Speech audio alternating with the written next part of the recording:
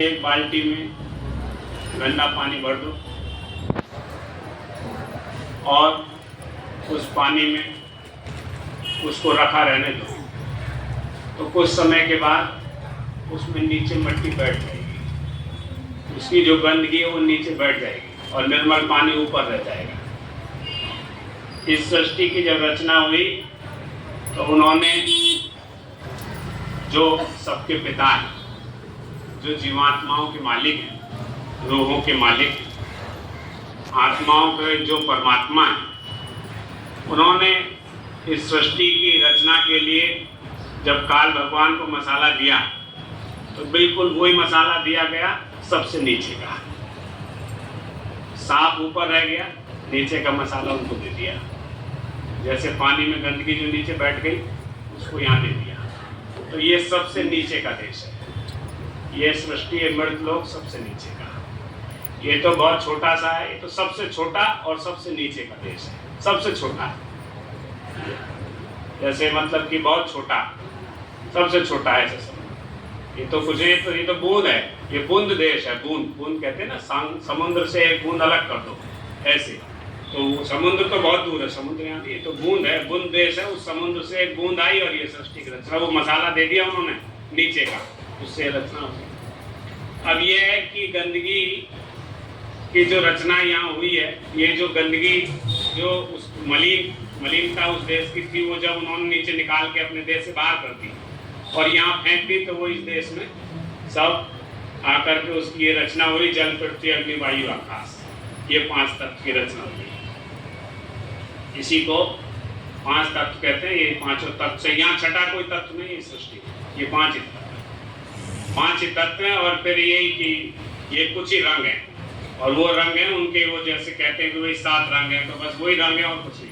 वो तो फिर कोई सा किसी में मिला दो, कोई किसी को मिला के दूसरा बना लो, बात अलग है। बाकी उन्होंने यही नहीं बनाया। तो ये सृष्टि 5 तत्व की 5 मतलब इस तरह से, और ये फिर रंग होगी। तो ये सृष्टि की रचना इस तरह से हुई।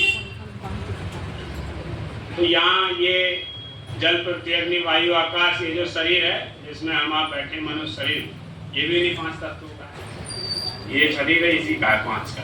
5 ही तत्व उसमें पूरे।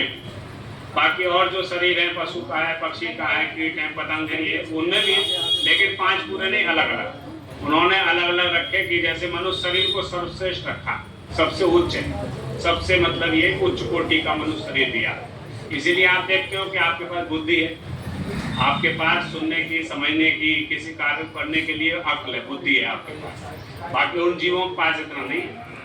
आपको सर्दी, गर्मी, बरसात तकलीफ हो जाए तो आप कह सकते हो, सुन सकते हो दूसरे की बात। वो जानवर रहे, पक्षी है, ये नहीं कह सकते। इनको कोई तकलीफ हो जाए तो वो तड़प सकता है, क्या नहीं बता नहीं सकता किसी को मुझे तकलीफ है। आप कह दो, आपको मतलब ये कि जरा सा भी एक उंगली में भी अगर दर्द हो जाए तो बता दो मुझे दर्द है। वो नहीं कह, उसके पूरे शरीर में दर्द हो तब भी आप नहीं कहते, वो आपको नहीं बता सकता। वो अपने आप में भी किसी को कुछ नहीं बता सकता।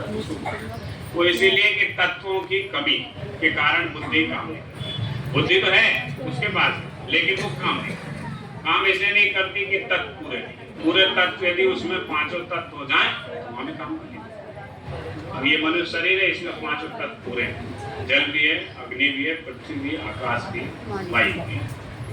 5 तत्व के कारण यह हरकत करता है और समझो कि हर तरह की चीज को समझ लेता, सोच लेता, विचार कर लेता है। ये उन्होंने दिया। अब ये कि काल माया के देश की सबसे उत्तम और इस सृष्टि का जो सबसे उत्तम और सबसे अच्छा जो समझो ये शरीर है, ये है मनुष्य, ये है बस। इस संसार में सबसे उत्तम चीज कोई तो मनुष्य शरीर और कुछ नहीं। बाकी सब तो इससे नीचे की चीज खराब, सबसे उत्तम क्योंकि 5 तत्व। अब ये उत्तम तो ये है, लेकिन अब इसकी गुणवत्ता मनुष्य शरीर की इतनी ज्यादा क्यों है? इसमें जीवात्मा बैठी है, उस मालिक जीवात्मा तो उनमें भी बैठी है।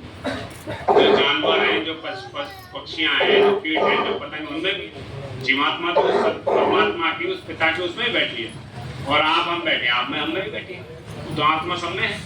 लेकिन ये सर्वश्रेष्ठ इसलिए है, वो उस शरीर से अपने पिता को नहीं पा सकते। वो उस शरीर में जो बंद हो गए वो अपने पिता को नहीं पा सकते, उस परमात्मा तक नहीं पहुंच सकते। मनुष्य शरीर सर्वश्रेष्ठ रखा उन्होंने। ये जीवात्मा यहाँ बैठी है दोनों आंखों के मध्य, ये इसमें जीवात्मा जाग करके और अपने पिता को पा सकती है। ये अपने पिता को पा सकती है जहाँ से आई थी, जहाँ सुख है। जैसे बताया था अभी कि वो पानी जो शुद्ध पानी जो ऊपर रह गया और नीचे गंदगी, तो यहाँ से वो जो शुद्ध जल जो इसका सागर है, जहाँ से आई थी जो समुद्र है, ये उस समुद्र में जा सकती है वापस, इस मनुष्य शरीर से जा सकती है। बाकी इस शरीर में ये रास्ता है। इसीलिए इतिहास है, कोई नई बात थोड़ी। इतिहास है तो प्रमाण मिलता है सब चीजों का। महात्माओं की इतनी पुस्तकें उनको उठाओ तो उनमें सब में लिखा मिलता है। और फिर पाने वालों का भी इतिहास, जिसने जैसे मीराबाई ने पाया, सैजों ने पाया, रामाबाई ने पाया, दादू साहब ने पाया, दरिया साहब ने पाया, जगजीवन साहब ने पाया, गोस्वामी महाराज ने पाया, कबीरदास जी ने पाया, नानक साहब ने पाया। बहुत प्रमाण, कितने प्रमाण आपको, बहुत प्रमाण, सब ने पाया। और सब ने कहा कि परमात्मा साकार है। जितने नाम हमने अभी आपको गिना, इनमें से एक ने भी नहीं कहा कि परमात्मा निराकार है। अरे भाई, जिसने देखा नहीं वो तो निराकार बताएगा। जिसने कोई चीज ना देखी हो वो तो कहेगा कि निराकार, लेकिन जिसने देखा हो वो कह देगा कि सब निराकार है। आपने कोई चीज देखी हो और हमने नहीं देखी हो, हम तुमको कहें ये ऐसी कोई चीज नहीं होती, और आपने देखी हो, आप मान लोगे हमारी बात, क्योंकि आपने देखा है, अपनी आंख से देखा है। इसी तरह से उस परमात्मा को, उस खुदा को, वो खुदा भगवान एक है, अलग नहीं है। जैसे देखो, जैसे आप समझो कि भाषा बोली का फर्क हो जाता है अलग। जैसे गेहूं होता है तो आपको दिखाओ ये उत्तर प्रदेश के लोग हैं, इधर ये इस इलाके में अगर आप दिखाओ तो ये उसको कहते हैं गेहूं, गेहूं कहते हैं। उसी को आप समझो कि वहाँ पंजाब में ले जाओ, तो ऐसे दिखाओ उनको भाई ये क्या है, तो वो कहते हैं कनक। ऐसे समझो विदेश में ले जाओ